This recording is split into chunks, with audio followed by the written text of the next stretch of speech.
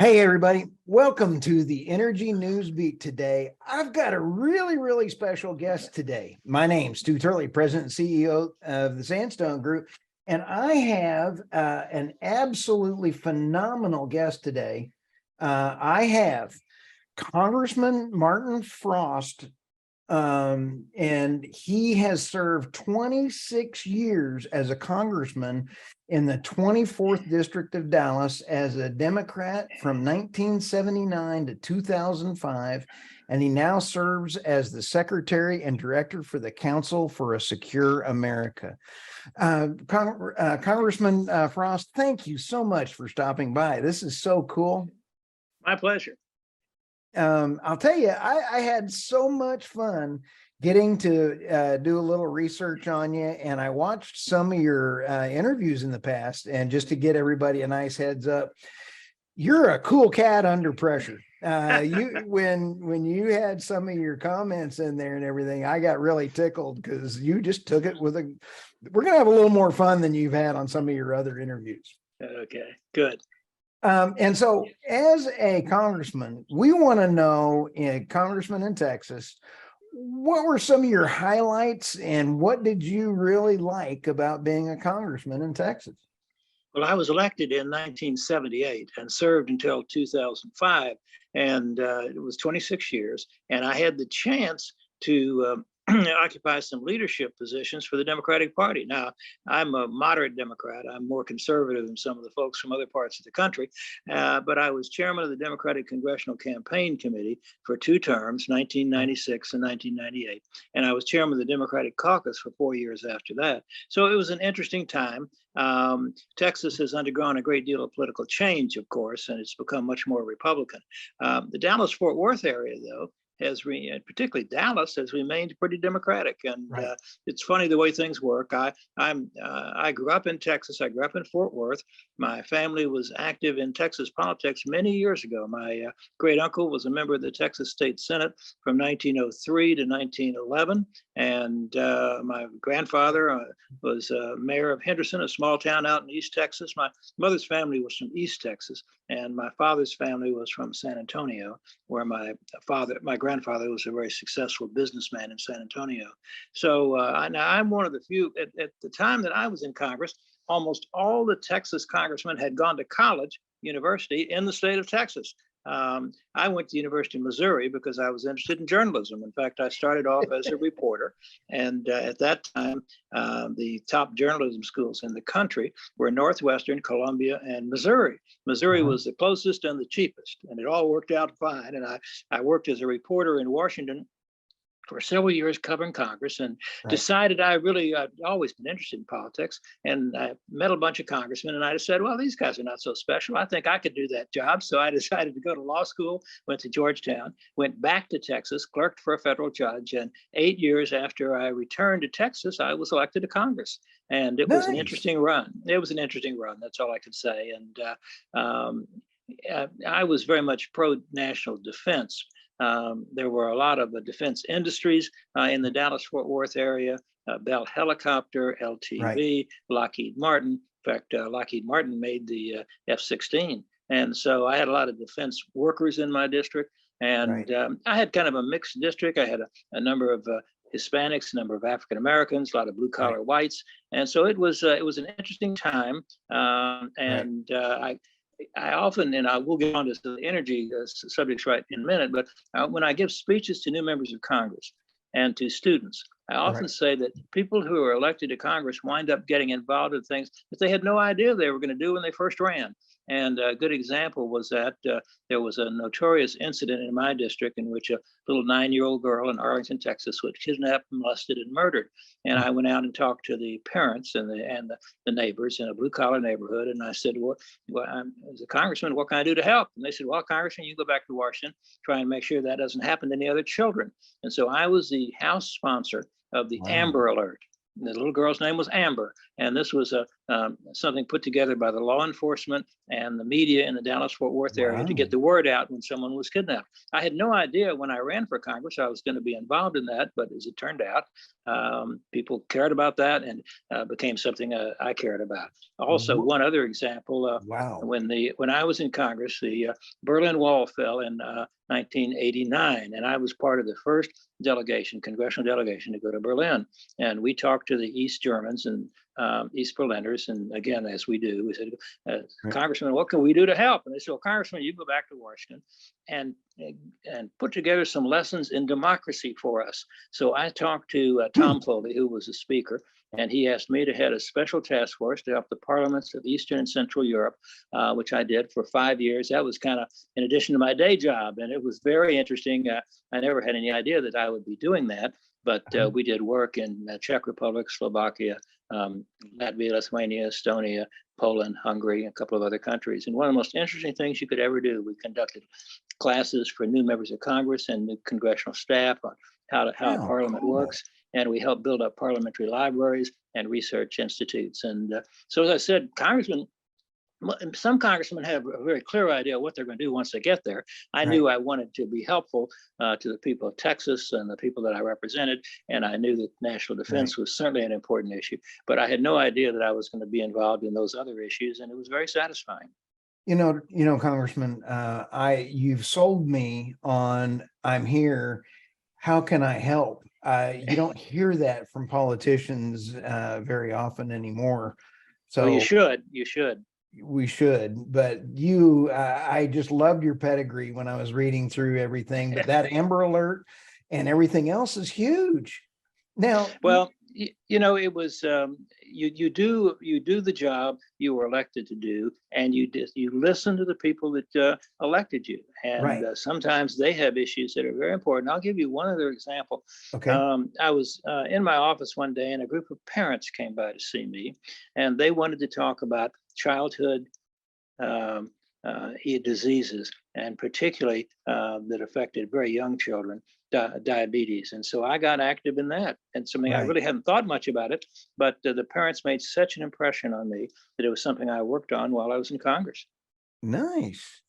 Now, you had mentioned being a congressman from Texas, and that your passion, you have two passions with your new position as the Secretary of the Council for a Secure America. Yeah. Thank you. I was just testing you. Yeah.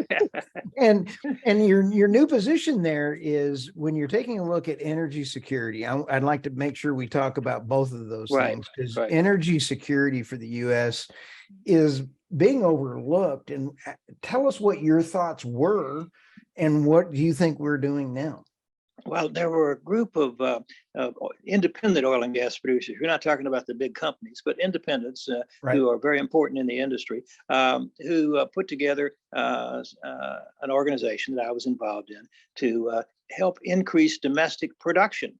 And this is at a time where we were importing a fair amount of oil from around the world, particularly from some countries that are not particularly friendly toward us and have proved not to be very reliable allies, if you want to know the truth.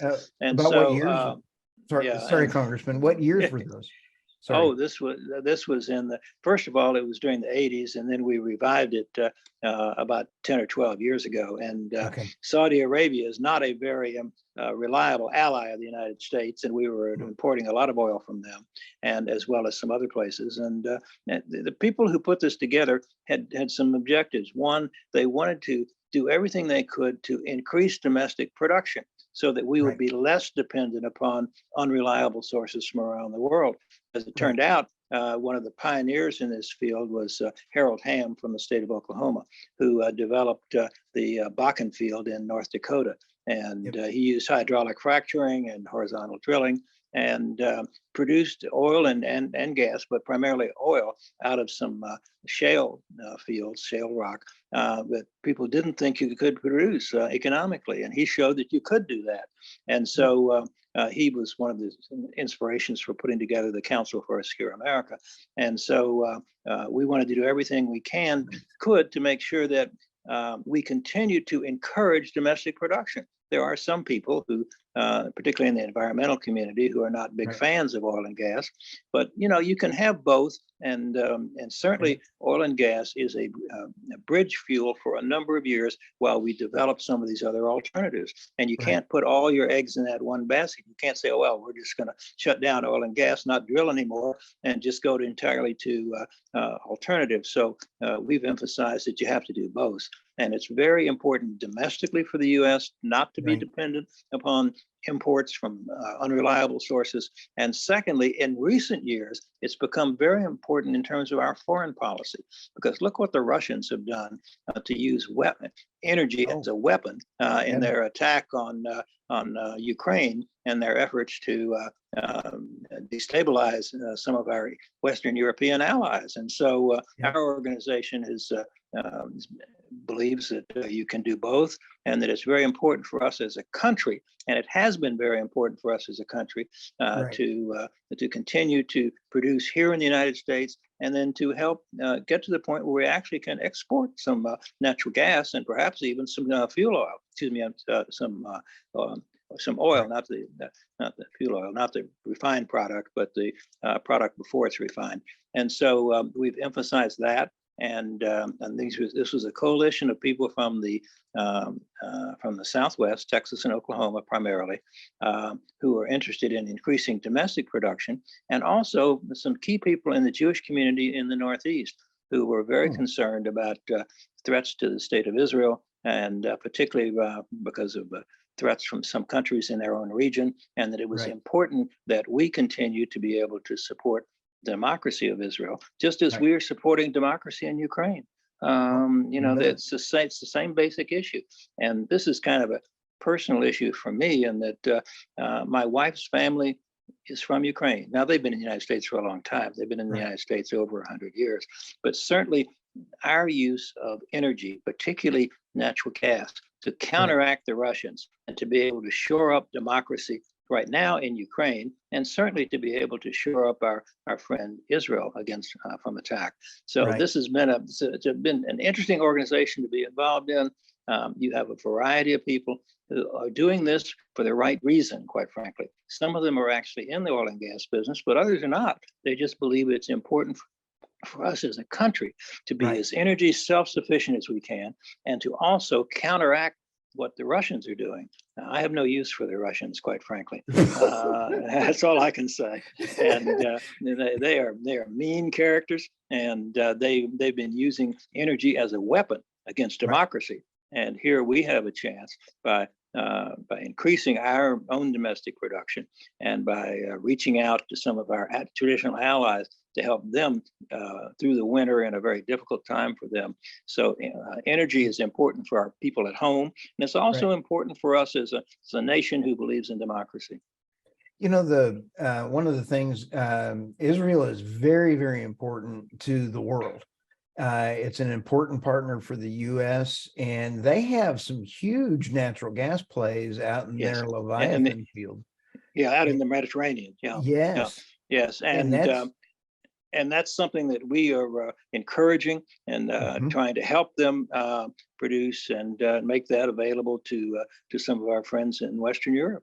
Oh, absolutely. And some of the things that I find so critical about our relationship with Israel was the things that were started under Trump with the Abram Accords. Thank you, the Abram Accords, and then were followed up under the Biden administration. Can you tell us your thoughts on the Abram Accords? Well, it makes very good sense. I think we're losing. We may have a call coming in. We'll just have to wait till that goes away. But it's very important, because it's important for Israel to have to resume normal diplomatic relations with some of their Arab neighbors, and this has been a thing that's been encouraged by the United States. We want there to be a two-state solution. Ultimately, we want the Palestinians to have a state of their own, as long as it doesn't threaten Israel. But shoring up Israel's diplomatic and economic position in dealing with some of the other countries in the Middle East who have not historically been friends is very important. It's one of the most important things the United States can do right now, and to bring stability in that part of the world. And so this was started during the Trump administration, has been continued during the Biden administration. With our current administration right now, I mean, they have a self-proclaimed war on the U.S. energy market, you know, by President Biden discounting the or canceling the Keystone on day one. Is there anything we can do or you can do, Congressman Frost, to help try to curb that? Well, there are a number of us in the Democratic Party who believe that it is in our interest to continue to develop energy of all kinds. And Keystone Pipeline was one issue, but there are a lot of other issues too, in terms of the permitting of pipelines here in the United States. Also, the being able to export crude oil, and the Biden administration has taken efforts to approve the construction of a lot of facilities along the Gulf Coast, which are designed to export crude oil to the rest of the world. And also being able to send liquefied natural gas. This is not a one-party issue. There are a number of people in my party who believe in energy as important for our own consumption and important for our position in the rest of the world. And that's why a number of us are speaking out and urging the administration to continue to emphasize both. Let's develop alternatives. Let's do wind and solar and everything else we can, but let's continue to develop our own natural gas and oil reserves. Not just some of the folks on the other side would say, no, just leave it in the ground, don't bring it out. Well, that's crazy, quite frankly. Why would we do that when it's such an important tool for us in helping shore up democracies around the world? So this is it's something that we're continuing to do on a bipartisan basis, because there are people, a number of people in my party who understand this and who think that this is in America's interest to not one, to be supportive of Israel, and two, to develop as much of our resources as possible so that we can counteract authoritarian governments around the world like Russia who are trying to cause trouble. Oh, absolutely. And Putin is not a good guy. No, he's not. He's not. And those contracts that the EU signed with him, they did not have long-term contracts. And that was one of the biggest problems why he was able to weaponize the natural gas. And if we took advantage, like you said, Congressman Frost, of a bipartisan approach, I sure would like to see some pipelines go up from Pennsylvania to New York and then into that other area, because right now their grid's going to fail because they can't get any natural gas up there. Well, also, there has, in some parts of the country, there's been opposition to hydraulic fracturing, which is, it has to be done safely. We want it to be done on an environmental basis, but some people have just blindly opposed to it as a general principle, and that makes no sense at all. I mean, this is technology that permits us to produce oil and gas from difficult areas where it had not been economically possible to do so in the past. So it's not just the question, it's one, it's pipelines, and it's two, using the technology that we have now to make sure that we can produce in significant amounts the oil and gas that's in the ground, and some of it's in the Northeast. It's not just in Texas and Oklahoma. There are a lot of possibilities in Ohio and in Pennsylvania and some of the northeastern states, as long as you use technology. I like the way you think, Congressman. Are you going to run for president? No. I've taken the cure. I'm 26 years in Congress was a long time. It was interesting and I loved it. But let's get some younger people involved. And I'm not speaking against Biden. I mean, we'll see how Biden does. He may well, he's 80 years old. He may well be able to be reelected. But we need, as our party and the Republicans too, need to bring some younger people into politics. And that's one of the things that we've been working on, is trying to encourage younger people to understand these issues and to be politically active. How young was JFK? Because I like, It's I like like 43s or like 43, something like that. Yeah, 43. he was young. Teddy Roosevelt was young, and Obama was young. Those were, I believe, the three youngest presidents we've had. And It's pretty cool. yeah, it is. It's a tough job, quite frankly, and I don't envy anyone who holds that job or who wants to Right. hold it, because it is very hard. You've got to have a lot of energy. You've got to have Right. good people around you, and this is not. You don't say this on a partisan basis. I served with Ronald Reagan the entire time he was president, and one of the Nice. things that helped Reagan was that he had excellent staff. He had really good people around him. The same Right. thing with President Carter. Two of the young people in the Carter administration, Stu Eisenstadt and David Rubenstein, they were young men in the White House working on domestic policy when Carter was president. We need to find the brightest young people we can and get them in politics early, so that they decide this is a worthwhile career, and that so some of them can someday be elected to office. That's pretty cool. Yeah. Well, I got nothing to argue on that one. And so, what are some of the things that the regular, let's say, any of our podcast listeners are hearing you, Congressman Frost? What are your next steps, and what should they do Well, to they help should try to get the price of or energy? What should people do? Well, they should encourage their House members and their Senate members to take a proactive position on energy. And, it's a lot of our current politicians did not grow up in areas where energy was produced. Right. And then we try to explain to current office holders how very important energy is for our own domestic industry, as well as for our position in the world. So to the Right. extent that they can talk to their current members of Congress and members of the Senate, that's very important. And I urge, when I was chairman of the campaign committee, I used to urge people, take part in politics, go to town hall meetings, go to public meetings. If your Right. local congressman is going to speak to the Rotary Club, go there, and don't make any assumptions that people are all one way or the other. There are a lot of people who are pro oil and gas, and also who are very supportive of our capitalist system, who believe in business and the importance of creating jobs in both parties. That's not just the function of one party. And I will tell you, I'm concerned that some of the new people in the Republican Party want to cut defense spending, and they want to cut aid to Ukraine. That doesn't make any sense to me. And I don't know. And if you have a congressman who's taking that position, I would hope you'd go to some public meetings and ask him, why do you want to do that? Why is that in the United States interest to cut defense spending? Because some of these more radical Republicans want to cut defense, and they also they say they want to cut our assistance to Ukraine. So this is not just an issue of one party or the other. You have extremes in both parties, and we need to talk to them and make sure they understand that that's not that's not good for our country.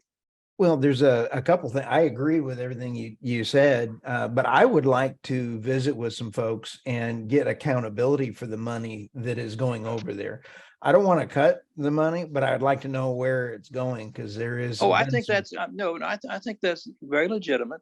And in fact, we had problems. You may recall once we toppled Saddam Hussein and stayed in Iraq, and a lot of that money was wasted. Right. And so we want to make sure that it's spent well. I'm for us getting our money's worth, but I'm also not for us walking away here. I think this is too important. We stand for democracy, and people in both parties support democracy.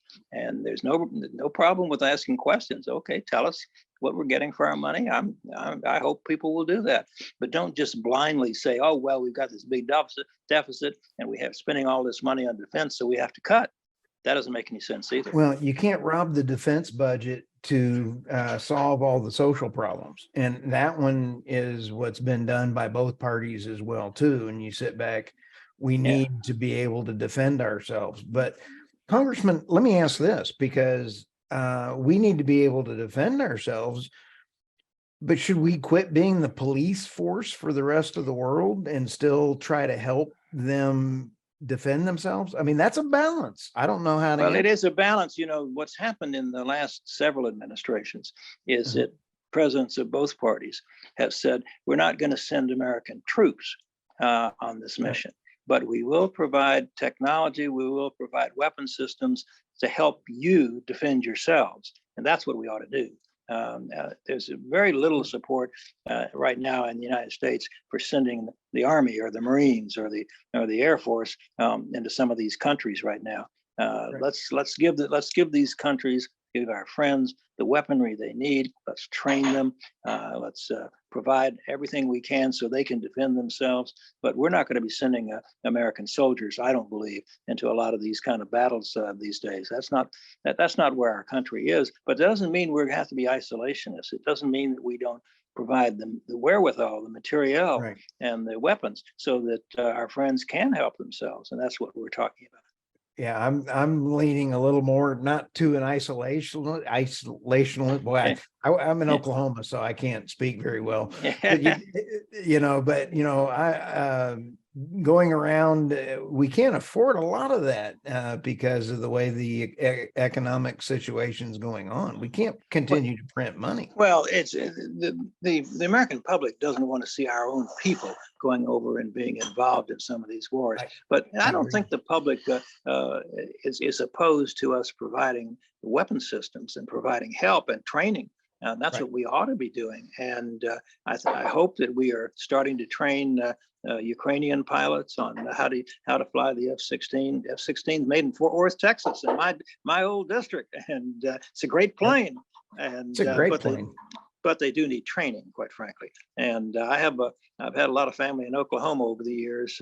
My mother's brother worked for Phillips Petroleum in Bartlesville, and for many years. And his sons, my first cousins, went to school in Oklahoma, one to Oklahoma State, and one to university. And so now I'm not for Oklahoma in football season. You understand that? Neither am I. I went to the other school, Oklahoma State.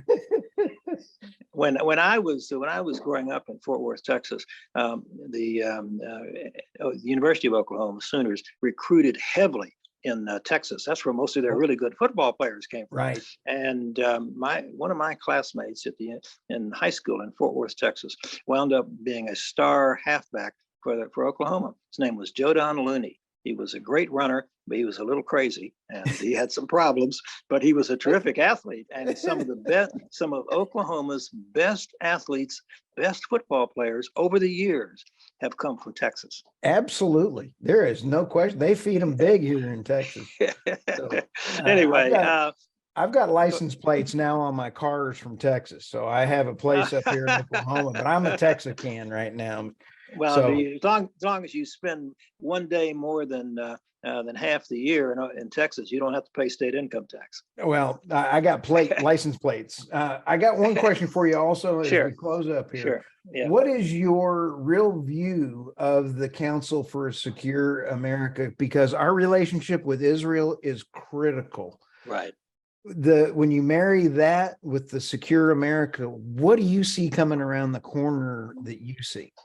Well, we're doing our best to involve a lot of key people in industry, and not just the oil and gas industry, but key people in our economic fabric of our country, among both Democrats and Republicans, to speak out on these issues. And we've been fairly successful. We're going to continue doing that. We have and we have some state associations. There's people may not realize this, but the state of Kansas produces a lot of oil. They're small wells, but the Cuyahoga, the Kansas Independent Oil and Gas Association, is very active in our organization, as are some of the other state organizations. And Arkansas, of course, is a very important energy state. So we're trying to involve broadly as many people as we can, both in the business community and in the political community, in both parties, to make sure that everyone understands how important this asset of ours is, and that how important it is to us, as I said, is for our economy, our domestic economy, and how important it is for us in terms of our foreign policy. And the Russians are perfectly willing and able to weaponize energy, and we can't let them get away with that. Man, I just really appreciate your time, Congressman Frost. My pleasure. Hey, and we'll put all of the information in the show notes. And Okay. I want to just again thank you for your service.